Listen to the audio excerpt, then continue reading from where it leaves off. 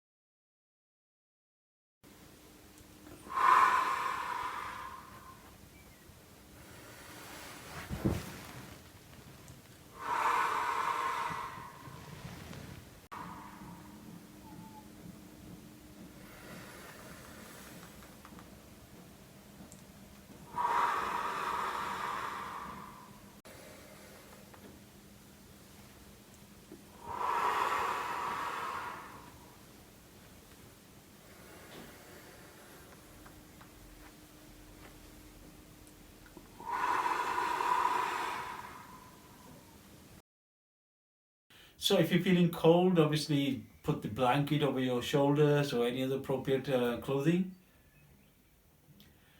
And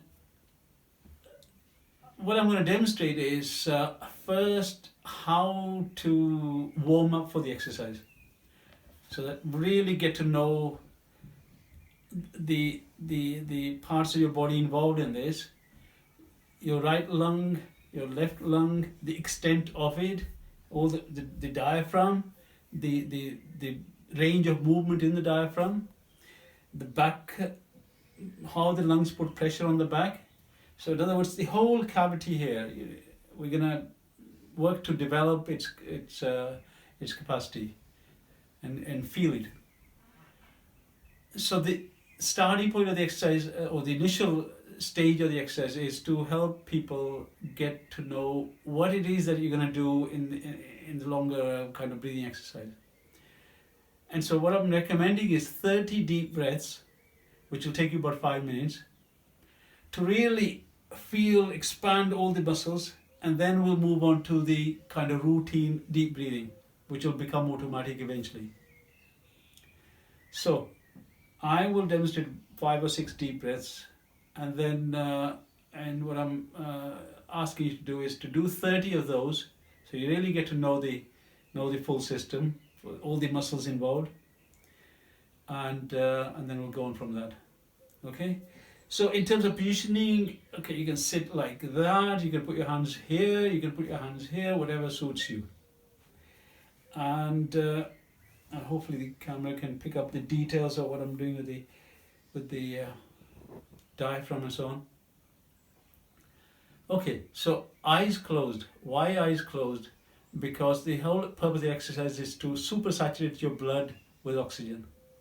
And sometimes you can have funny effects on the brain when you do that process. So eyes closed. We're going to breathe in through the nose and breathe out through the mouth. So the first few breaths I'll explain what are we trying to do, how are we doing it. So in through the nose, filling the whole cavity here, and out through the mouth.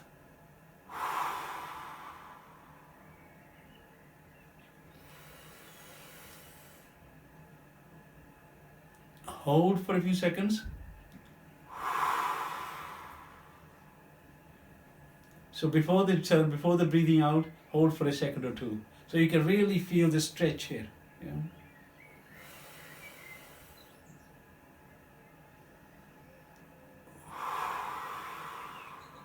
In fact, when you hold for a second or two, you'll feel the stretch back here, all the muscles behind. If you do it well, you'll feel the stretch up here, because the lungs extend all the way to here, from down there, right?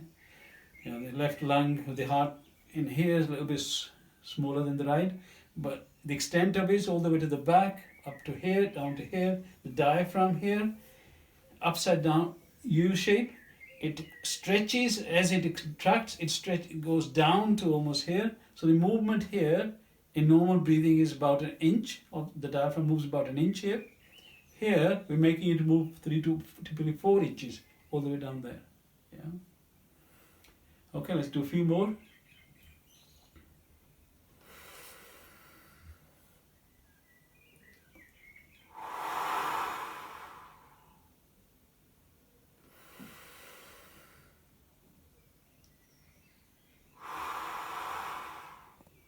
Now this mistake people will make when they breathe out. Some people will try to breathe really hard, as if you have to be aggressive. That's not the purpose. So the breathing out, the speed of the breath coming out is as if you have a campfire that you're lighting up and you're trying to make it ignite. That's the pace, right? If you do it too hard, it won't work. The fire will go out. And too soft, it won't have much effect. So I'll demonstrate a couple of those breathing out cycle.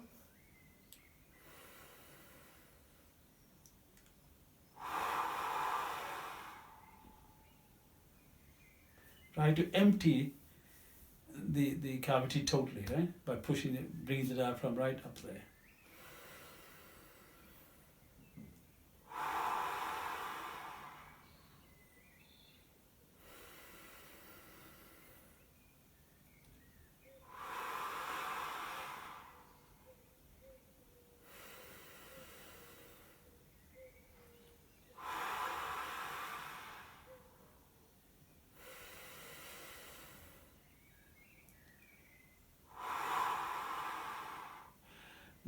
try to be very conscious when the diaphragm fully stretched down and the point at which it returns up, that 1 or second 2 pause you had, and then it turns the other way. Be very aware of that happening. So your awareness should be on that turning down.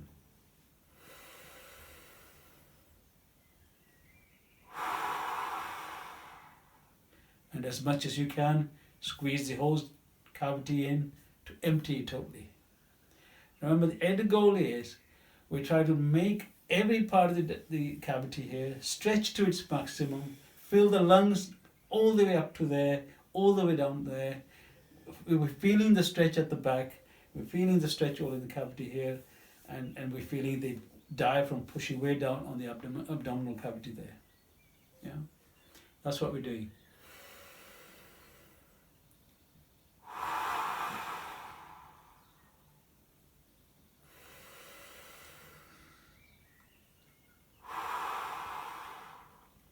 So every time you start this exercise, do 30 of these starting exercises, warm up stretches. Okay. 30 will take you about 5 minutes, and then you're ready to do the exercise proper. The exercise proper, it needs obviously practice and you get better at it. But from the initial few days of doing this exercise, you'll end up after doing this for 7, 8, 10 days, that the whole process becomes automatic. You don't even think about doing it, it's just happening. The happening is the equivalent, is almost like a windmill running, windmill just turning around and around. And you'll be doing it because you got used to filling the cavity fully, you'll be doing it essentially to the maximum extent of the cavity. And you'll be blowing at the right pace. It'll start happening automatically, and you'll become an observer of it. So that's the stage you'll get to. But to get to that, so this is the recipe. So we're going to do 30 breaths, deep breaths, to feel the full cavity, all the muscular structure. And then we're going to do the following exercise. So the following exercise, you need to build up. So I'm suggesting you do 5 to 10 minutes on your first attempt, and then try to add 5 minutes every day until you get to really 1 hour, around 60 minutes. If you can do more than that, great. And what will happen if you do that? What will be the result? The result is this ventilation system running for such a long time at full capacity will saturate your blood with oxygen, to the extent that you probably never experienced it before in your life unless you had oxygen supply applied to you. And the effect of that will be that if you do this exercise in the morning, you'll find that the unbelievable amount of energy in your body for the half a day kind of thing, almost half a day. And you just feel lighter, you feel bouncy, and that you'll know that is a result of your blood being totally saturated with oxygen. So that's the end goal. So I'll do the what I'm suggesting, the build up 5 minutes, 10 minutes, 15 minutes each day, building up to an hour. And I'll go into the stage of doing how you would do that. So once you've done your first 30 breaths, then you go into your phase of normal, what I'm calling normal deep breathing exercise that you're going to do. Of course, once you become good at this, you can forget the 30 breaths because you've got to know your cavity so well. So I'll do 5-10 of these exercises, which I'm suggesting you start out with 5-10 minutes on the first attempt, and build it up 5 minutes additional every day until you get to an hour.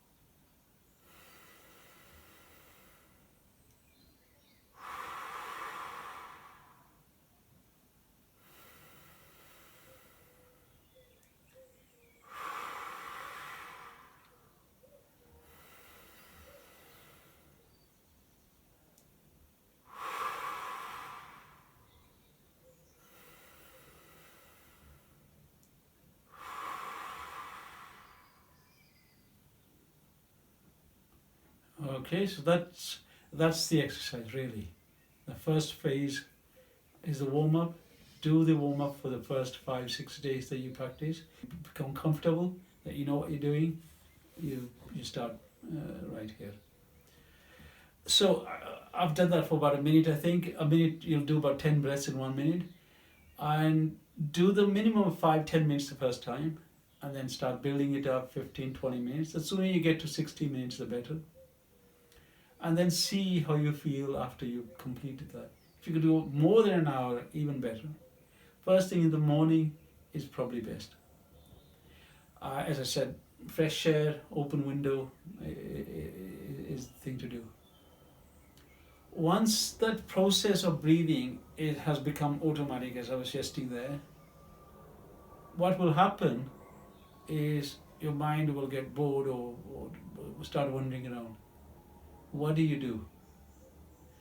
I'll use some of the written material that I've sent to some of you before, the last few pages of that. I talked about taking your awareness, taking your dhyan over that area. And I'll repeat that here, and I'll also include the text in the video.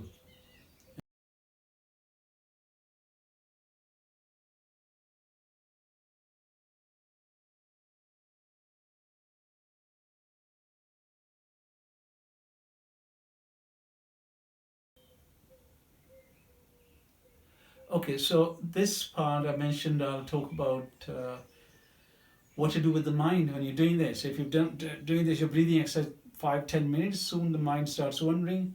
By the way, I mentioned earlier that keep your eyes closed when you're doing this, because essentially hyperventilation, saturating the blood with oxygen, have funny effects on the brain, and you don't want to sort of cause any complications, so you keep your eyes shut and you won't have any effects of that nature. When you're doing this, you might experience certain things in your mind. Not to worry about that. That's just side effects of supersaturation with oxygen. You might start feeling the body is sort of floating effect and that kind of thing. That's fine. No need to be concerned about those things. So whatever effects you feel, different people will feel different things. Not to worry about that. You carry on. The exercise is purely a physical exercise, pure chemistry, where we are saying we want to get to know the ventilation system that's built into our body, and we want to expand its capacity, make it really good at doing its job to the maximum capacity, and supersaturate the blood with oxygen. That's all we're doing. That's the exercise. But as I mentioned, once you become good at doing that, the mind gets involved and starts wandering around and maybe interfering with that process. So what are you going to do with the mind while you're doing this? So remember, the mind, I've talked about awareness, which is part of in the context of meditation, dhyan, those. So I'll come back to those here, and those aspects, they can have a positive effect with the exercise with the exercise that we've just talked about, the breathing exercise. If you use your awareness properly at the same time, you can have an amplifying effect of developing your ventilation system. And what is that? Well, awareness, people get confused with what awareness is firstly. But once you've been doing that breathing exercise, focus your awareness more and more on the diaphragm. As the diaphragm moves down, be there with it. As it moves up, change its direction, be with it. Let it. That being with it is you keeping your awareness on the diaphragm. Just stay there. By practicing that, doing the breathing exercise, you in fact are learning to use your awareness. Okay. So once your awareness is sharp enough, you feel, yeah, I understand that is the awareness. Then you start taking the awareness from the diaphragm to other parts of the